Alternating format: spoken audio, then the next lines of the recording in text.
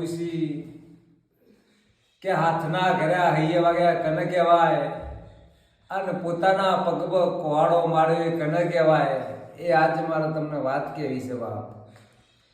કે એક માજી હતો, એક ડોશી હતો, એક ડોહો હતા અને એક પોતાનો છોકરો હતો. તઈ જંગલમાં રહેતો હતો. આન ભોળિયાનાથ ભગવાનની સેવા કરતા હતા, પૂજા કરતા હતા. ખાવા નતું તે એમ કહેવાય કે પોદો ખાય અને ભોળિયાનાથ ભગવાનને ચડાવન. નારદ નેહર્યાથી નારદ નીકળ્યા. નારદ એમ કહેવા માંડ્યા કે આ ભોળિયાનાથ ભગવાનની પૂજા કરીએ, સેવા કરીને આવો દુખાલ, લાવો આજ હું ભગવાનને ઠપકો હાલવા દઉં. આન ભોળિયાનાથ મહાદેવને નારદ કહેવા માંડ્યા કે હે ભોળિયાનાથ મહાદેવ, તમારા ભક્તો તો ધરતી લોકો પર હેરાન થઈ જાય, ભૂસે મળી જાય, તમને હનું જોયું જાય.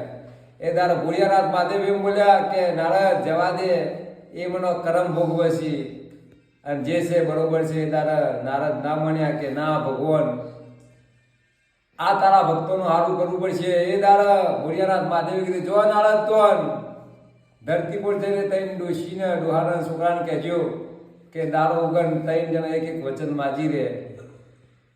નારદ ધરતી પર જ્યાં અને ડોશી ડોહાના છોકરાને કીધું કે જો તમને ભોળિયાનાથ મહાદેવ પસંદ થઈ ગયા, તૈન વચન માગી લેજો.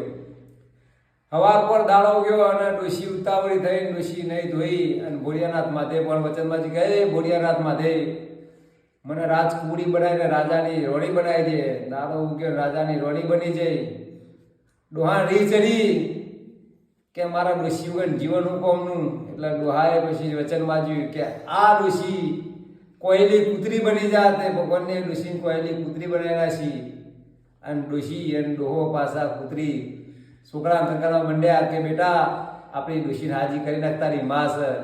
છોકરો માન્યો નહીં, જોર જબડે કરી અને છોકરા ભગવાન પછી પાછી પેલી કૂતરીને હાજી કરાવડાવી. તૈન વચન ભગવાનનો આલેલો ફેર જ્યો. આ ભગવાન કે આ મંડ્યા નારદને જોયું ને કે આડા કરમ યોનો ભોગવી રહ્યા, કોઈ મારો કોઈ દોષ નહીં. એટલે હાથના કર્યા હૈયે વાજ્યા અને કહેવાય અને પોતાના પગમાં કુવાડો કહેવાય.